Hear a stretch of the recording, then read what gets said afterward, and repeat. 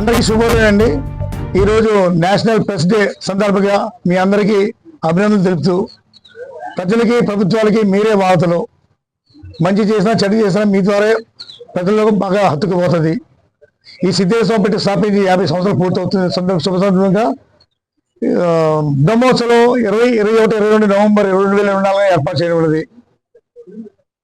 ప్రముఖ ప్రజాస్వామ్య వారధులైనటువంటి పత్రికా విలేకరులు 50 మందికి కూడా నేషనల్ ప్రెస్ డే శుభాకాంక్షలు తెలియజేసుకుంటూ, మనం ఆధ్యాత్మిక కార్యక్రమాల్లో భాగంగా మన మధురవాడలో ఉన్నటువంటి ఈ సిద్ధేశ్వర స్వామి పీఠం 1974లో ఆ రోజు సిద్ధేశ్వర స్వామి వారి చేతుల మీదుగా స్థాపించడం జరిగింది. అంచెలంచెలుగా ఇది ఇప్పటికీ కూడా మధురవాడలో ఇంత పెద్ద 64 దేవతామూర్తులు కలిగినటువంటి ఈ సిద్ధేశ్వర స్వామి పీఠంలో ఈ రోజు కూడా కొంతమందికి మధురవాడలో తెలియలేని పరిస్థితి. అది హైవే పక్కనుంది. అవి ఎక్కడెక్కడ లోపాలు ఉంటే ఆ లోపాలన్నీ సరిదిద్దుకుంటూ ఈరోజు మీ అందరి సహాయ సహకారాలతో ఈరోజు మేము ఈ బ్రహ్మోత్సవాలు 50 సంవత్సరాలు పూర్తయి బ్రహ్మోత్సవాలని జరుపుకోవడానికి ముందుకు రావడం జరిగింది.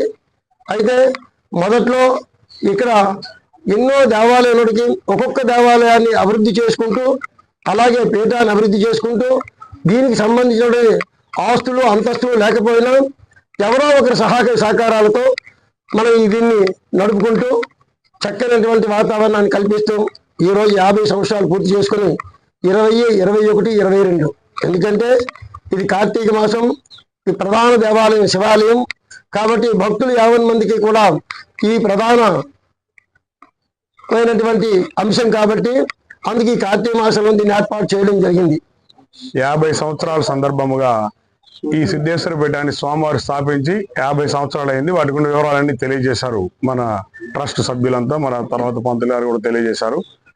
ఈ 50 సంవత్సరాల్లో ఇక్కడ అనేకమైనటువంటి అభివృద్ధి కార్యక్రమాలు రోజుకో విధంగా చేసుకుని వస్తూ అనేకమైనటువంటి ఇక్కడ వృక్షాలు ఏవైతే ఉన్నాయో చాలా విశేషమైనటువంటి దంబ వృక్షం కానీ, కదంబ వృక్షం కానీ, అదేవిధంగా చాలా రకాలైనటువంటి వృక్షాలన్నింటినీ కూడా ఇక్కడ ఏర్పాటు చేయడం జరిగింది. అనేక విధమైన భక్తులు కూడా ఇక్కడ మంచి కోరికలు తీరుతా ఉన్నాయి. అయితే ఈ విధంగా జరిపించుకుంటూ 50 సంవత్సరాల ఉత్సవాల సందర్భంగా ఈ కార్తీక మాసంలో రేపు వచ్చినటువంటి 20వ తేదీ బుధవారం, 21 గురువారం, 22 శుక్రవారం ఈ 3 రోజులు కూడా ఒక కార్యక్రమాన్ని బ్రహ్మోత్సవాలుగా నిర్ణయించి ప్రజలందరినీ భాగస్వాములు చేయాలని భావనతో మీ యొక్క మీడియా మిత్రులందరూ కూడా పిలిపించి తీసుకురావడం జరిగింది. మీ అందరికీ కూడా ధన్యవాదాలు ఇక్కడ వచ్చినందుకు. మీకు ఆ భగవంతుడు ఆశీస్సులు ఉన్నారని కోరుకుంటున్నాం.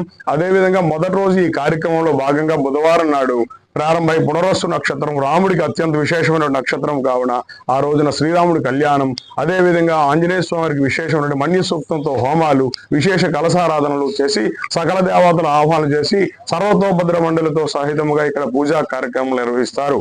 అదే లక్షవానాడు ప్రత్యక్షమైనటువంటి మహాకాళి, మహాలక్ష్మి, మహాసరస్వతి అయినటువంటి త్రిశక్తి స్వరూపుని కాళీ స్వరూపుని అమ్మవారి యొక్క అనుగ్రహంతో ఇక్కడ మహాచండీ యాగాన్ని కూడా చేసి అంతమంది భక్తులను కూడా భాగస్వాములు చేస్తున్నాం. అదేవిధంగా ఇక్కడ ప్రధాన దేవాలయం శివాలయం కావున ఇది సిద్ధేశ్వర స్వామి పీఠం శివాలయం.